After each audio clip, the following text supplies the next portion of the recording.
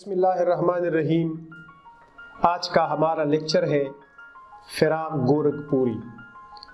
رگو پتی سہائے فراق، ایک خوبصورت شاعر، ایک بہترین شاعر اور اس سے بڑھ کے ایک بہت بڑا نقاد۔ اردو ادب میں کئی حوالوں سے مشہور ہے۔ انہوں نے فرمایا تھا، بہت پہلے سے ان قدموں کی آہٹ جان لیتے ہیں، بہت پہلے سے ان قدموں کی آہٹ جان لیتے ہیں، تجھے اے زندگی ہم دور سے پہچان لیتے ہیں۔ جسے صورت بتاتے ہیں پتہ دیتی ہے سیرت کا، جسے صورت بتاتے ہیں پتہ دیتی ہے سیرت کا، عبارت دیکھ کر جس طرح معنی جان لیتے ہیں۔ فراق اکثر بدل کر بھیس ملتا ہے کوئی کافر، فراق اکثر بدل کر بھیس ملتا ہے کوئی کافر، کبھی ہم جان لیتے ہیں کبھی پہچان لیتے ہیں۔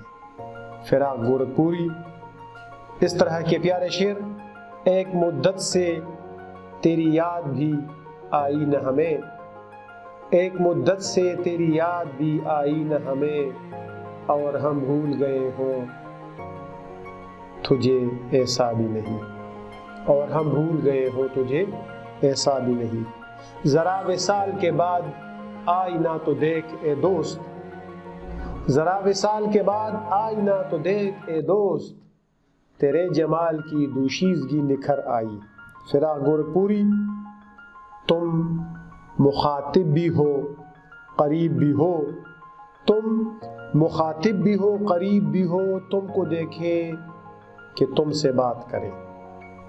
یہ ہے ہم سب کا فراق گورکھپوری۔ گورکھپور ہندوستان کا ایک علاقہ ہے، ہندوستان کا ایک شہر ہے۔ وہاں پہ انہوں نے آنکھ کھولی اور آگرہ یونیورسٹی سے انگریزی ادب میں ایم اے کیا۔ پڑھے لکھے انسان تھے، پڑھے لکھے انسان تھے، اس وجہ سے ان کے شعر میں بھی ایک طرح کی انفرادیت ہے، اور ان کی جو نثری تحریریں ہیں، خاص طور پہ ان کی جو تنقید ہے، ان میں بھی ایک طرح کی جدا کیفیت اور جدا طرز احساس کا حسن نمایاں ہے۔ فراق کی غزل ہے شامل انصاف، جماعت دہم میں، صفحہ نمبر ہے 147۔ آپ صفحہ نمبر 147 کھول کے دیکھیں۔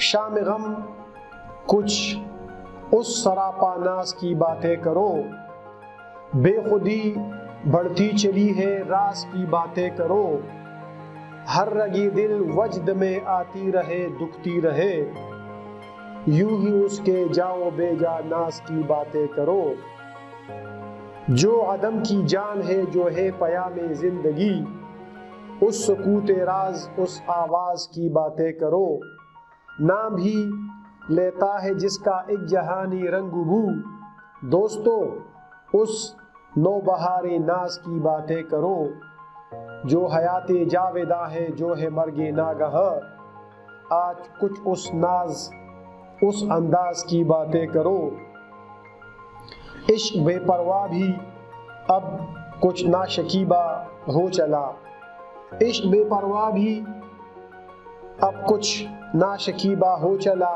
شوخی حسن کرشمہ ساز کی باتیں کرو، جس کی فرقت نے پلٹ دی عشق کی کایا فراق، آج اس عیسیٰ نفس دمساز کی باتیں کرو۔ فراق کی خوبصورت غزل، اس کی تشریح کی طرف آئیں گے، لیکن تشریح سے پہلے اس میں جو مشکلات ہیں ان مشکلات سے آپ کو آگاہ کرتے ہیں اور ان مشکلات کی آسانیاں آپ کے لیے لاتے ہیں۔ آپ ہمارے ساتھ رہیے۔ فراق جو اردو غزل کی روایت ہے، اس میں ان کا ایک کلیدی کردار رہا ہے۔ اردو غزل کی روایت سے آگاہ تھے۔ فارسی کی جو تراکیب ہے، خاص طور پہ جو اضافتیں ہیں، وہ اس غزل میں آپ کو نظر آئیں گی۔ شام غم، غم کی شام، اداس شام، غمگین شام، سراپا ناز سر سے لے کر پیر تک، خوبصورت، سراپا ناز، سراپا سر سے لے کر پیر تک، یعنی مکمل طور پر اس کو کہتے ہیں خوبصورت، ناز خوبصورت، جس پہ فخر کیا جا سکے، بے خودی، اپنے آپ میں نہ رہنا، اپنے ہوش میں نہ رہنا۔ یہاں پہ فراق کی بھی خودی اور جو اقبال کی بھی خودی ہے اس میں بہت زیادہ فرق ہے۔ اقبال کی بھی خودی بھی انشاءاللہ کسی دن ڈسکس کریں گے۔ وجد سرور کو کہتے ہیں، لطف کو کہتے ہیں، وہ جس طرح ایک انسان اس میں آتا ہے تصوف میں اور گھومتا ہے اس کو کہتے ہیں وجد۔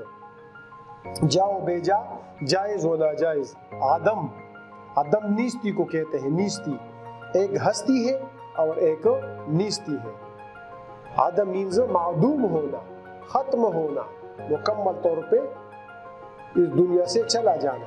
پیام زندگی، زندگی کا پیغام، سکوت راز، راز بھری خاموشی، جہان رنگ و بو، یہ دنیا، یہ جو خوبصورتیاں دنیا میں نظر آ رہی ہے، رنگوں اور خوشبوؤں سے بھری دنیا۔ نو بہار ناز، جس پر نئی بہار بھی فخر کر سکے، ناز کر سکے۔ حیات جاویداں، ہمیشہ کی زندگی، مرگ ناگہاں، اچانک موت، سڈن ڈیتھ۔ ناشکیبہ، بے قرار، بے صبر، شکیب صبر کو کہتے ہیں، قرار کو کہتے ہیں، سکون کو کہتے ہیں۔ فرقت، جدائی، ہجر، فراق، فرقت، محبوب سے دوری۔ عیسیٰ نفس، یہ لفظ بہت اہم ہے، دیکھیں ایک لفظ ہے نفس، نفس ایک ہے نفس، اس میں فی جو ہے فی متحرک ہے، تو نفس جو انسان کی اندرونی خواہشیں ہوتی ہیں اس کو نفس کہتے ہیں، اور نفس سانس کو کہتے ہیں، یاد رکھیں سانس۔ اس میں فرق ہے، بنیادی فرق ہے، اس کو آپ سمجھنے کی کوشش کیجئے، آپ کے لیے آنے والی زندگی میں بہت مفید ہوگا۔ اچھا، آخری عیسیٰ نفس، وہ عیسیٰ علیہ السلام جس کی پھونک سے مردے جی اٹھتے تھے، مردے جلا پاتے تھے۔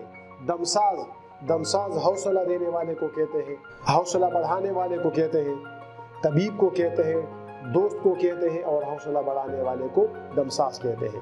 یہ تو تھی اس غزل میں جو مشکل الفاظ تھے ان کی تشریح و توضیح۔ اب آتے ہیں غزل کے جتنے بھی اشعار ہیں تفہیم ادب ٹی وی کے زیر اہتمام، آپ ان کو سنیں، ان پہ غور کریں، انشاءاللہ تعالیٰ اس سے آپ کی ووکیبلری میں بھی اضافہ ہوگا اور امتحان کے علاوہ عملی زندگی میں بھی یہ پیارے اور خوبصورت شعر آپ کے کام آئیں گے۔ عزیز طلبہ و طالبات، فراق کی غزل، دوسری غزل جو جماعت دہم کی اردو لازمی میں شامل ہے، دوسری غزل اس وجہ سے کہ جو سمارٹ سلیبس ہے جس کے پرچے میں آنے کے امکانات بہت زیادہ ہیں، تو اس غزل کی تشریح کی طرف آئیں گے۔ صفحہ نمبر ہے 147۔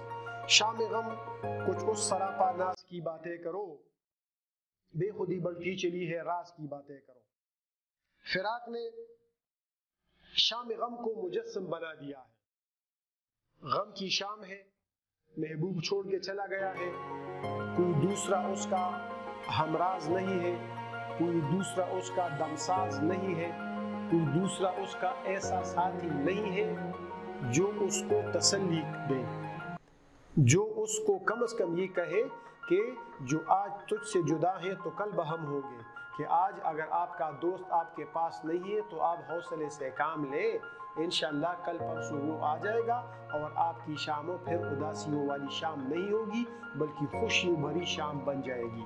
تو شام سے مخاطب ہے، وقت کو ایک لحاظ سے اس میں ظرف زمان کو انہوں نے ایک کردار کے طور پہ اپنے سامنے بٹھا دیا ہے اور اس سے کہہ رہا ہے، جیسے کوئی آپ کا دوست ہو اور آپ اس سے پوچھ رہے ہو کہ آپ میرے ساتھ گپ شپ لگائیں، آئے تھوڑی دیر کے لیے گپ شپ لگاتے ہیں، آئیے تھوڑی دیر کے لیے ادھر ادھر کی باتیں کرتے ہیں۔ تو فراق نے شام کے وقت کو بالکل مجسم صورت میں اپنے سامنے بٹھا دیا ہے، اور کیا کہہ رہا ہے اس سے یہ کہہ رہا ہے کہ اے شام آئے اور میرے ساتھ بیٹھ جائیں، اور مقصد کیا ہے سامنے بٹھانے کا؟ مقصد یہ ہے کہ آپ میرے اس خوبصورت محبوب کا ذکر میرے ساتھ کریں۔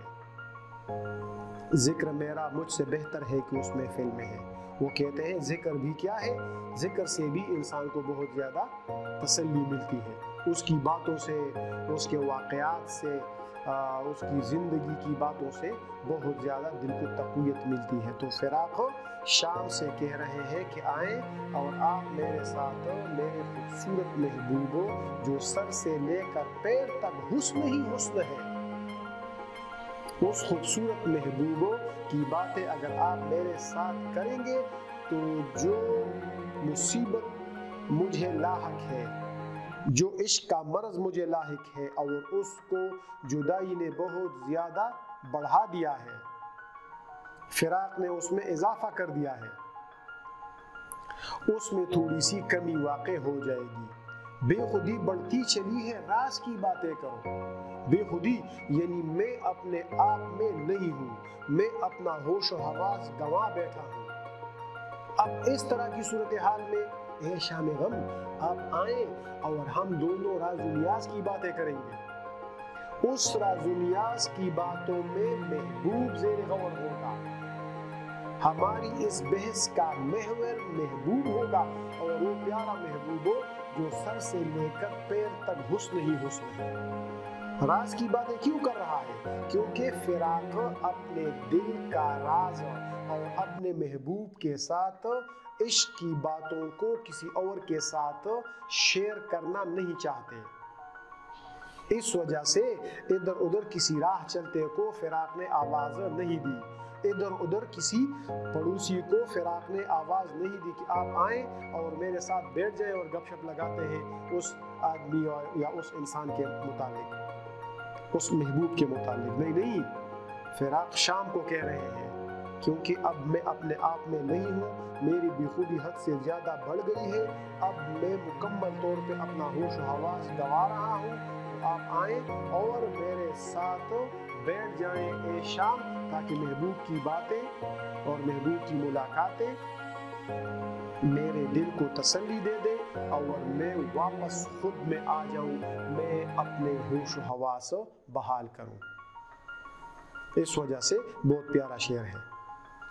فیض نے کہا تھا نا، دل نا امید تو نہیں ناکام ہی تو ہے۔ فیض کا شعر ہے، دل نا امید تو نہیں ناکام ہی تو ہے، لمبی ہے غم کی شام مگر شام ہی تو ہے۔ شام کا خاتمہ ہو جائے گا اور روشن کل انشاءاللہ تعالیٰ نکل آئے گا۔ اگلے شعر کی طرف بڑھیں گے۔ شعر نمبر 2، ہر رگ یہ دل وجد میں آتی رہے دکھتی رہے، یوں ہی اس کے جاؤ بے جاناز کی باتیں کرو۔ یہ بھی پہلا جو غزل کا مطلع ہے اس کا تسلسل ہے۔ کہہ رہے ہیں کہ ہر رگ یہ دل وجد میں آتی رہے دکھتی رہے، اے میرے دوست آپ آئیں، آپ میرے ساتھ بیٹھیں، یوں ہی اس کے جاؤ بے جاناز کی باتیں کرو۔ محبوب نے جو انداز میرے ساتھ اختیار کیا ہے، محبوب کے جو ناز و نخرے ہیں، محبوب کے بعض نخرے جائز ہیں، یعنی محبوب خوبصورت ہے، اگر وہ نخرے کر رہا ہے تو بالکل وہ ہی از ڈیزرونگ یا شی از ڈیزرونگ، اس کو یہ جچتا ہے کہ وہ اس طرح کے نخرے کریں، لیکن بعض چیزیں وہ بیجا کر رہا ہے۔ تو اے میرے پیارے دوست آپ آئیں، ہم دونوں بیٹھیں گے، اور بیٹھ کر کیا کریں گے؟ بیٹھ کر جب اس کے یعنی محبوب کے جو جائز اور ناجائز دونوں قسم کے نخرے ہیں، دونوں قسم کے ان کی باتیں ہیں، دونوں قسم کے ان کے انداز ہیں، تو ان کو جب ہم ڈسکس کریں گے اور ان کی باتیں کریں گے، ان کو زیر بحث لائیں گے، تو اس سے کیا ہوگا؟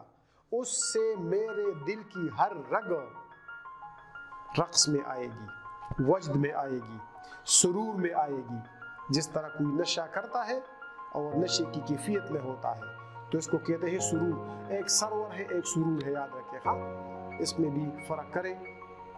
تو ہر رگ دل وجد میں آتی رہے دکھتی رہے، اور بعض اوقات جب وہ دل میں ٹھیسیں اٹھتی ہے تو وہ ٹھیسیں بھی انسان کو بہت زیادہ لطف دیتی ہے۔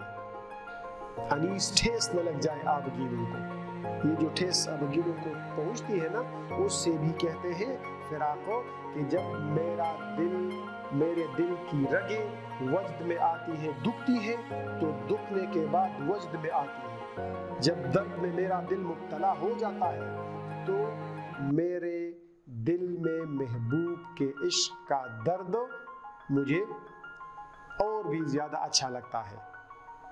یہ جو ہلکا ہلکا سرور ہے سب ساون کا قصور ہے، یہ جو ہلکا ہلکا سرور ملتا ہے نا، تو یہ کہتے ہیں لیکن کس سے مخاطب ہے؟ ایک دوست اس کے پاس آئے ہیں اور اس سے یہ کہہ رہے ہیں پہلے میں شام سے مخاطب تھے پہلے شعر میں، اور اس شعر میں دوست سے مخاطب ہے۔ یوں ہی اس کے جاؤ بے جاناس کی باتیں کرو، ادھر ادھر کی باتیں کرے، لیکن محبوب زیر بحث ہونا چاہیے۔ وہ کہاں جاتا تھا، کیا کرتا تھا، اس کی یہ چیزیں جائز تھی، اس کی یہ چیزیں بالکل ناجائز تھی، پھر تو بالکل سوپر ناروا، لیکن آپ وہ ناجائز باتیں بھی مجھے بتائیں، کیونکہ مجھے ان کے ذکر سے، ان کی سوچ سے، ان کی فکر سے سرور ملتا ہے۔ مجھے محبوب کو یاد کرنے سے سرور ملتا ہے۔ تو اگر اس کی اچھی باتیں ہیں وہ بھی آپ مجھے بتاتے رہیں، اور اگر اس کی بری باتیں ہیں، اس نے جو ظلم کیا ہے، اس نے ارد گرد جو لوگوں کے دل دکھائے ہیں، اس نے جو میرے ساتھ ظلم کیا ہے، میرے ساتھ بدتمیزیاں کی ہے، مجھے انہوں نے رلایا ہے، تو وہ بھی مجھے منظور ہے۔ ہم ان کے ستم کو بھی کرم جان رہے ہیں۔ شعریات آیا، ہم ان کے ستم کو بھی کرم جان رہے ہیں، اور وہ ہے کہ اس پر بھی برا مان رہے ہیں۔ اگلے شعر کی طرف بڑھیں گے، بہت پیارا شعر ہے، جو عدم کی جان ہے جو ہے پیام زندگی، اس سکوت راز اس آواز کی باتیں کریں۔ باتیں ابھی ختم نہیں ہوئی ہیں، فراق ابھی سیر نہیں ہوئے ہیں، فراق ابھی فارغ نہیں ہوئے ہیں، اور محبوب کا ذکر مسلسل ان کے زیر بحث آ رہا ہے۔ کہتے ہیں جو عدم کی جان ہے، میرا محبوب کیا ہے، میرے محبوب نے کون سا کام کیا ہے، میرے محبوب نے جن کے ساتھ عشق کیا ہے تو وہ اپنی جان سے ہاتھ دھو بیٹھے ہیں۔ عدم کی جان کا کیا مطلب ہوا؟ عدم کی جان کا مطلب ہوا کہ میرے محبوب کی وجہ سے عدم آباد ہو گیا ہے، یعنی ادھر ادھر کے قبرستان بھر گئے ہیں، یعنی لوگ اگلے جہان کو چلے گئے ہیں۔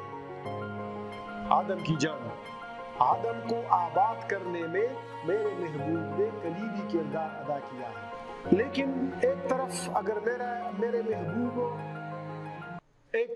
میرے محبوب کا وجود، میرے محبوب کا کردار لوگوں کے لیے وبال جان ہے، لوگوں کے لیے باعث آزار ہے، لوگوں کے لیے مصیبت کا باعث ہے، بہت سے لوگ اس پہ عاشق ہو گئے اور محبوب نے ان کو صفحہ ہستی سے مٹا دیا۔ محبوب نے ان کو کیا کر دیا؟ محبوب نے ان کا قتل عام کر دیا، اور وہ عدم کی طرف چلے گئے، نیستی کی طرف چلے گئے۔ ان کی ہستیاں انا للہ و انا الیہ راجعون ہو کے نیستی کی طرف چلی گئی ہے، سمجھنے کی کوشش کیجئے۔ پھر کیا کہتے ہیں؟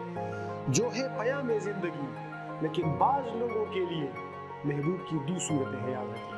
ایک ان کی انتہائی قریب اور بڑی خطرناک صورت ہے کہ جو ان پہ عاشق ہو گئے ہیں تو وہ اپنی جان سے ہاتھ دھو بیٹھے ہیں۔ دوسری صورت بڑی پیاری ہے، اور خوش قسمت لوگ وہ ہیں کہ ان پہ محبوب و مہربان ہو گیا ہے، اور محبوب نے ان کو گلے لگا لیا ہے، محبوب نے ان کے سر پہ ہاتھ رکھا ہے، محبوب پیار بھری نظروں سے ان کی طرف دیکھتے ہیں، تو وہ لوگ کیا ہو جاتے ہیں؟ ان لوگوں کا سر و خون بڑھتا ہے، وہ لوگ مونچھوں کو تاؤ دیتے ہیں کہ دیکھیں ہمارا محبوب ہم سے کتنا پیار کرتا ہے۔ وہ لوگ پھولے نہیں سماتے، پشتو میں کہتے ہیں خوشحالے نے بجانوں کے نزدیک پھولے نہیں سماتے۔ تو محبوب کی دو صورتیں ہیں۔ تو دوسرے مصرے میں کہتے ہیں کہ اس سکوت راز، اس راز بھری خاموشی، اس آواز کی باتیں کرو۔ محبوب کی آواز رازوں سے بھی بھری ہوئی ہے، اور محبوب کی آواز جب کانوں کو لگتی ہے تو رس گھولتی ہے۔ یہی آواز کسی کے لیے باعث مرگ بن جاتی ہے اور یہی آواز کسی کے لیے باعث زیست بن جاتی ہے۔ اگر آپ مجھے اس آواز کے بارے میں بتائیں، اگر آپ مجھے اس ساز کے بارے میں بتائیں، وہ آواز اور وہ ساز جب میرا محبوب بولتا ہے تو ایسا لگتا ہے جیسے ان کی زبان سے نغمے ٹوٹ رہے ہیں، جیسے ان کی زبان سے نغمے ٹوٹ رہے ہیں۔ تو محبوب کے بارے میں شاعر کہتے ہیں، جو عدم کی جان ہے جو ہے پیام زندگی، اس سکوت رات اس آواز کی باتیں کرو۔ آپ میرے ساتھ وہ راز بری خاموشی بھی ڈسکس کر لیں اور اس آواز کی باتیں بھی میرے ساتھ کر لیں جن کے پیارے سرور نے، جن کے محبت بھرے سرور نے لوگوں کو زندگی کا پیغام دیا اور لوگ خوش خوش ہو اب زندگی کی طرف آ رہے ہیں۔ اگلے شعر کی طرف جائیں گے جی۔ نام بھی لیتا ہے جس کا ایک جہانی رنگ بو، دوستو اس نو بہار ناز کی باتیں کرو۔ میرا محبوب کیا ہے؟ میرا محبوب بالکل گلاب کی پنکھڑی ہے، نیا نیا کھلا ہے وہ گلاب، نئی نئی اس پہ بھی جوانی آئی ہے، تم پہ بھی جوانی آئی ہے، یہ آنکھ لڑے گی کہیں نہ کہیں، باہیں بھی کسی کی گردن کا یہ ہار بنے گی کہیں نہ کہیں۔ علی محمد تاجی کی مشہور گائی ہوئی غزل ہے۔ نام بھی لیتا ہے جس کا ایک جہان رنگ بو، میرا محبوب کون ہے؟ آپ کو پتہ نہیں ہے؟ چلو میں آپ کو بتا دیتا ہوں۔ آپ کو میں کیا بتاؤں کہ میرا محبوب کا نام دنیا بھر میں حسن کی جتنی بھی چیزیں ہیں، میرا محبوب ان کے زیر بحث ہے۔ خوشبو حسن کی علامت ہے، رجائیت کی علامت ہے، محبت کی علامت ہے، تو خوشبو میرے محبوب کا نام لیتا ہے۔ رنگ دنیا میں حسن کی علامت ہے، خوبصورتی کی علامت ہے، جمالیات کی علامت ہے، رنگ بھی میرا محبوب کا نام لیتا ہے۔ فراز نے کہا ہے نا کہ سنا ہے اس کے بدن کی تراش ایسی ہے کہ پھول اپنی قبائیں کتر کے دیکھتے ہیں، آج سنتے ہیں وہ بے نقاب آئیں گے، آج سنتے ہیں وہ بے نقاب آئیں گے، اڑ کے شاخوں سے سارے گلاب آئیں گے۔ تو گلاب بھی اور رنگ بو بھی میرے محبوب کا نام بہت زیادہ احترام سے لیتے ہیں۔ کیوں لیتے ہیں؟ کیونکہ میرا محبوب گلاب سے زیادہ حسین ہے اور خوشبو سے زیادہ اس کی خوشبو پیاری ہے، بہترین ہے۔ دوستو، اے میرے دوستو، آپ لوگ محفل میں بیٹھے ہوئے ہیں، ادھر ادھر کی باتیں کر رہے ہیں، چلو یار ان ادھر ادھر کی باتوں کو میری طرف متوجہ ہو جائیں۔ میں آپ کو نیا موضوع بحث دیتا ہوں اور وہ موضوع بحث ہے اس نو بہار ناز کی باتیں کرو جس پہ نئی بہار بھی فخر کرتی ہے، نئی بہار جس کو دیکھ کے اپنی موجودگی کا احساس دلاتی ہے، نئی بہار جس سے دن کی شروعات کرتی ہے۔ اے میرے دوستو، آپ ادھر ادھر کی باتیں چھوڑ کے میرے اس پیارے محبوب کے بارے میں بات چیت کا آغاز کر دیں تاکہ آپ کے ارد گرد کا ماحول بھی خوشبو سے اور خوشیوں سے اور مسرتوں سے بھر جائے۔ موضوع تبدیل کر لیں، آپ گھسے پیٹے موضوعات پہ لگے ہوئے ہیں۔ موضوع کیا ہے؟ موضوع یہ ہے کہ میرا محبوب کیا ہے؟ پنکھڑی ایک گلاب کی سی ہے۔ میر نے کہا ہے نازکی اس کے لب کی کیا کہیے، پنکھڑی ایک گلاب کی سی ہے۔ اگلے شعر کی طرف آئیں گے۔ جو حیات جاویداں ہے، جو ہے مرگ ناگہاں، آج کچھ اس ناز اس انداز کی باتیں کرو۔ جو عدم کی جان ہے جو ہے پیام زندگی، یہ بالکل اسی طرح کا شعر ہے لیکن اس کی تھوڑی سی وضاحت ہونی چاہیے۔ جو حیات جاویداں ہے، میرا محبوب کیا ہے؟ ہمیشہ کی زندگی پا چکا ہے۔ حیات جاویدہ کا مطلب کیا ہے؟ کہ موت کے بعد بھی انسان زندہ رہے۔ جس طرح مولانا حالی نے سر سید احمد خان کی سوانح لکھی اور اس کا نام حیات جاوید رکھا، حیات جاوید، حیات جاویدہ، ہمیشہ کی زندگی۔ جو ہے مرگ ناگہاں، میرا محبوب کیا کرتا ہے؟ میرا محبوب جب کہیں آتا ہے تو بعض لوگوں کے لیے ایکسیڈنٹلی موت بن جاتا ہے۔ جس طرح کوئی موٹر سائیکل پہ بیٹھ کے آپ لوگ جا رہے ہو اور خدا نخواستہ حادثہ پیش آتا ہے اور آپ کا دوست یا کوئی اور ایکسیڈنٹ سے انا للہ و انا الیہ راجعون ہو جاتا ہے۔ میرا محبوب بھی محفل میں لوگ بیٹھے ہوئے ہوتے ہیں، جب وہ آتا ہے سامنے سے تو بہت سے لوگ وہاں پہ انا للہ و انا الیہ راجعون ہو جاتے ہیں۔ مرگ ناگہاں کا مطلب یہ ہے۔ اچانک موت، ایک تو بیماری اور اس کے بعد موت آتی ہے نا، اس میں تو انسان پھر بھی تھوڑا سا ذہنی طور پہ تیار ہوتا ہے کہ وہی واقعی شخص مرنے والا ہے۔ آج کچھ اس ناز اس انداز کی باتیں کرو۔ محبوب کا ناز بھی اعلی و عرفہ ہے، محبوب کا انداز بھی ایسا ہے کہ اس جیسا دنیا میں کوئی نہیں ہے۔ حیات جاویدہ بعض لوگوں کے لیے محبوب کیا ہو جاتا ہے، بعض لوگوں کو محبوب حیات جاویدانی عطا کر دیتا ہے، اور بعض لوگوں کے لیے وہ مرگ ناگہانی کا باعث بن جاتا ہے۔ تو اس طرح کی عجیب و غریب صورتحال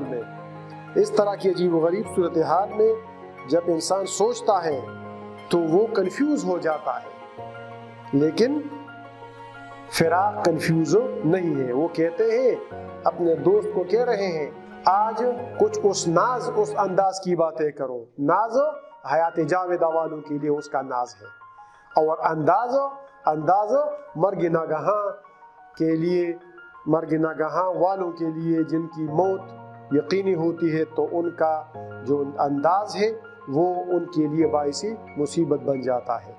محبوب کو دیکھیں، یہ ساری شاعرانہ باتیں ہیں۔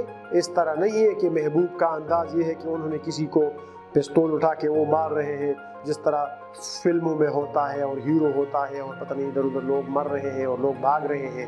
یہ انداز کی بات نہیں ہے۔ محبوب کا اس طرح آنکھ اٹھا کے کسی کو دیکھنا اور یک لخت دیکھنا، دل تیر، محبوب کی نظریں، ان نظروں کی قیامت خیزیاں، کیا ہو جاتا ہے جی؟ کیا ہو جاتا ہے؟ یہ ہو جاتا ہے کہ کیسے تیر انداز ہو، سیدھا تو کر لو تیر کو، ترچھی نظر سے یوں نہ دیکھو طائر دلگیر کو، کیسے تیر انداز ہو، سیدھا تو کر لو تیر کو۔ تو اس کو کہتے ہیں مرگ ناگہاں، حیات جاویدہ، پیار بھرا انداز۔ السلام علیکم جی، جناب جی، کیسے ہیں آپ؟ ٹھیک ٹھاک، یہ وہ گرامی مکرمی، اس کو کہتے ہیں حیات جاویدہ۔ جب اس طرح کی صورتحال میں آپ کا محبوب آپ کے ساتھ پیار بھرے انداز میں گفتگو ہوتا ہے تو انسان کیا کر لیتا ہے؟ انسان کو ہمیشہ کی زندگی نصیب ہو جاتی ہے۔ لیکن دوسری صورتحال میں جب وہ نظر اٹھا کے ایک دم کسی کو دیکھتا ہے تو وہ اپنا ہوش و حواس کھو بیٹھتا ہے، اور اس کے لیے محبوب کا وہ انداز مرگ ناگہاں بن جاتا ہے۔ اگلے شعر کی طرف بڑھیں گے۔ عشق بے پرواہ بھی اب کچھ ناشکیبا ہو چلا، میرا جو عشق تھا جو پہلے کسی کو خاطر میں نہیں لاتا تھا، ہو گیا تو ہو گیا، نہیں تو چھوڑو عشق کو۔ جس طرح پختونوں کا عشق ہوتا ہے نا، جس طرح پختونوں کا ایک مزاج ہے، تو نہیں اور صحیح اور نہیں اور صحیح۔ ابرار غر نے کہا ہے کہ راغ کلاڑ لاڑ، کوئی نہیں ہے جی، کوئی مسئلہ نہیں ہے۔ لیکن فراق کیا کہتے ہیں؟ فراق کہتے ہیں کہ میرا عشق جو بے پرواہ تھا، جو کسی کو خاطر میں نہیں لاتا تھا، اب وہ بھی کچھ نا امید سا ہو گیا ہے، اب وہ بھی کچھ بے صبرا سا ہو گیا ہے، اب کچھ وہ بھی بے قرار سا ہو چلا ہے۔ تو شوخ یہ حسن کرشمہ ساز کی باتیں کرو، میں آہستہ آہستہ مایوسی کے دلدل میں گر رہا ہوں۔ پہلے میں کیا کرتا تھا؟ پہلے میں کسی کو خاطر میں نہیں لاتا تھا، محبوب سے مجھے عشق ہو گیا تھا، لیکن محبوب کے پیچھے پھرنا اور ان کی باتیں کرنا اور ان کے جوتے سیدھی کرنا اور ان کی منتیں کرنا میں نے کبھی نہیں کی، میں نے کبھی اس کے بارے میں سوچا بھی نہیں۔ لیکن اب آہستہ آہستہ مجھے احساس ہو گیا ہے کہ میرا مسئلہ بڑا سنگین رخ اختیار کر گیا ہے، اور اب محبوب سے جتنا میں دور ہونے کی کوشش کرتا ہوں وہ اور شدت سے مجھے یاد آتے ہیں، وہ اور شدت سے مجھے اپنی طرف کھینچتے ہیں، جس کی وجہ سے میری بے صبری اور میری بے قراری میں اضافہ ہو رہا ہے۔ with the passage of time، وقت گزرنے کے ساتھ ساتھ میری بے قراری بڑھتی جا رہی ہے۔ تو اس کا علاج کیا ہے؟ اس کا علاج وہ اپنے دوست کو بتا رہے ہیں۔ دیکھیں، ایک لحاظ سے فراق اپنے دوست کو بتا رہے ہیں، لیکن اس کو کہتے ہیں تجاہل عارفانہ۔ پختو کے وہی کہ نا لوریتا تیویم انگور تیوارا، فراق دراصل اپنے دوست کو بتا کے اپنے محبوب کو بتا رہے ہیں. اس کو کہتے ہیں تجاہل عارفانہ بھی، کہ ایک لحاظ سے فراق انجان بن کے کہہ تو اس سے رہے ہیں، دوست سے کہہ رہے ہیں، دوست کو بتا رہے ہیں، لیکن دراصل محبوب کو بتا رہے ہیں.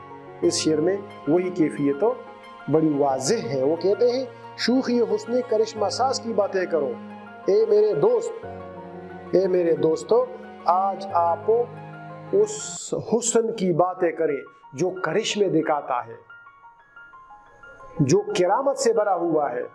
کس طرح کے کرشمے؟ کرشمہ یہ ہے کہ میرا محبوب آئے گا اور میرے تمام مصیبتوں کا علاج کر لے گا. بس اس کی آمد میرا جو ناشکیبہ عشق ہے اس کے لیے باعث سکون بن جائے گا. حضرت موہان نے کہا تھا خیرت کا نام جنوں پڑ گیا، جنوں کا خیرت، جو چاہے آپ کا حسن کرشمہ ساز کرے. تو یہ حسن کرشمہ ساز کچھ بھی کر سکتا ہے، یہ بڑے بڑے معجزے رونما کر سکتا ہے، یہ بڑی کرامتیں اپنے اندر رکھتا ہے. جب یہ آئے گا تو اس کے لیے یہ سیکنڈوں کی بات ہے. مجھے پیار بڑی نظروں سے دیکھے گا اور مجھ سے پوچھے گا آپ کی طبیعت کیسی ہے، میں فوراً ٹھیک ہو جاؤں گا. اور یہ معجزہ ہوگا کیونکہ مجھے اپنے بچنے کی کوئی امید نہیں ہے. میرا دل اور میرا عشق اس حد تک چلا گیا ہے کہ اب مجھے انتہائی تکلیف ہے، میں انتہائی بے صبرہ ہوں، میں انتہائی بے قرار ہوں. تو محبوب کی آمد کسی معجزے سے کم نہیں ہوگی. اور پھر اس سے بھی بڑھ کے اور معجزہ کیا ہوگا، حسن کرشمہ ساز کیا ہوگا کہ وہ پیارا محبوب جس کی شوخی بھی علم نشرہ ہے، جس کی شوخی بھی ساری دنیا میں مشہور ہے، اور جس کے حسن کی کرشمہ سازیاں بھی ساری دنیا میں پھیلی ہوئی ہے، ساری دنیا اس کا اعتراف کرتی ہے میرے محبوب کے حسن کرشمہ ساز کا. تو ان کی آمد میرے لیے باعث خیر بن سکتی ہے. لیکن اگر کوئی اس طرح کی باتیں میرے ساتھ کرے اور جا کے ان کو بتا دے کہ فرا آپ کے عشق میں مرنے کے قریب ہے، قبر میں پاؤں لٹکائے بیٹھا ہے، آپ جلدی آ جائیں ورنہ تھوڑی دیر کا مہمان ہے. چراغ سحر ہوں بجھا چاہتا ہوں، کوئی دم کا مہمان ہوں اے اہل محفل، چراغ سحر ہوں بجھا چاہتا ہوں. آخری شعر کی طرف آئیں گے. مقطع ہے فراق کا تخلص بھی آیا ہے، ٹھیک ہے. جس کی فرقت نے پلٹ دی عشق کی کایا فراق. عشق کی کایا کس نے پلٹ دی؟ مکمل طور پر کس نے الٹی کر دی؟ محبوب کے دور جانے سے، محبوب کے چھوڑنے سے. جس کی فرقت نے پلٹ دی عشق کی کایا فراق. کیا کیجئے جی؟ آج اس عیسیٰ نفس، یہ نفس اور نفس کا فرق میں نے آپ کو بتا دیا. نفس، کل نفس ذائقۃ الموت، نفس انسان کو بھی کہتے ہیں، انسان کے اندر جو خواہشات ہیں ان کو بھی نفس کہتے ہیں. لیکن نفس اگر فے متحرک ہو جائے تو اس کا مطلب ہے سانس ہے. آج اس عیسیٰ نفس، آج اس شخص کی آپ باتیں کریں جن کی کون تھے؟ عیسیٰ علیہ السلام. قم باذن اللہ، بس وہ قم باذن اللہ کہتے تھے اور مردے جلا اٹھتے تھے. 2-3 مردے عیسیٰ علیہ السلام کے بارے میں مشہور ہے. تاریخ میں لکھا ہے کہ عیسیٰ علیہ السلام نے 2-3 مردوں کو زندگی عطا کی تھی. آج اس عیسیٰ نفس دمساز کی باتیں کرو. میرا محبوب میرے لیے کسی عیسیٰ یا ابن مریم سے کم نہیں. اگر وہ آئے گا تو میرے عشق کی جو کایا پلٹ گئی ہے، عشق کی کایا 2 اس کے معنی ہو سکتے ہیں کہ پہلے عشق بہترین تھا، ایک سموتھ انداز میں آگے بڑھ رہا تھا، آرام اور سکون تھا اس میں، لیکن اس کی کایا پلٹ گئی ہے، اس کی صورتحال انتہائی خراب ہو گئی ہے. لیکن یہ معنی ٹھیک نہیں ہوں گی. معنی تب ٹھیک ہوں گے کہ میری حالت انتہائی خراب ہے، میں مرنے کے بالکل قریب ہوں، میری موت بالکل یقینی ہو گئی ہے، ڈاکٹروں اور طبیبوں نے مکمل طور پر جواب دے دیا ہے کہ اس کے بعد بچنے کے چانسز 0% ہے، بالکل بھی نہیں ہے. لیکن اگر عیسیٰ یا میرا محبوب آ جائے اور میرے ساتھ 2-3 منٹ بیٹھ جائے یا کوئی مجھے اس کی باتیں بتا دے تو عشق کی وہ کایا جس میں میں موت تک پہنچ گیا ہوں وہ مکمل طور پر پلٹ جائے گی اور میں موت کے منہ سے نکل کر واپس زندگی کی طرف آ جاؤں گا۔ آج اس عیسیٰ نفس دمساس کی باتیں کرو۔ غالب نے کہا تھا نا، ابن مریم ہوا کرے کوئی، میرے دکھ کی دوا کرے کوئی۔ اس شعر میں تلمیح ہے، عیسیٰ علیہ السلام کے واقعے کی طرف اشارہ ہے۔ پھر آپ نے کہا ہے کہ اے میرے دوستو، اگر آپ اس بہترین انسان اور خوبصورت انسان اور اس طرح نیک انسان کی باتیں کریں گے جس کا کام و عیسیٰ نفسی ہے کہ جو عیسیٰ علیہ السلام کی طرح لوگوں کے لیے باعث راحت و سکون ہے۔ عیسیٰ علیہ السلام دعائیں بھی کرتے تھے، پیغمبر تھے اللہ تعالیٰ کے جلیل القدر، اور اس طرح انہوں نے مردوں میں بھی نئی زندگی ڈال لی تھی۔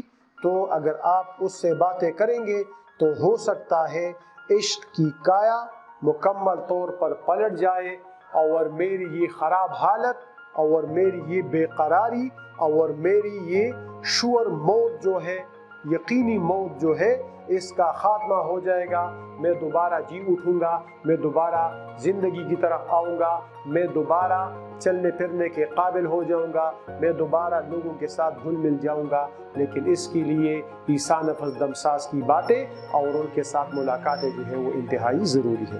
آپ سب کا بہت بہت شکریہ، آپ ہمارے ساتھ رہیے، ہماری ویڈیوز کو آپ پسند کیجئے، ویڈیوز کو مکمل طور پر دیکھیے اور ان میں جو خامیاں ہیں ان کے بارے میں بھی ہمیں بتائیے، کیونکہ تفہیم ادب آپ کے لیے اس طرح کے معلوماتی لیکچرز لا رہا ہے جو آپ کی ذہنی و فکری بالیدگی کا باعث بنتے ہیں۔ آپ سب کا بہت بہت شکریہ۔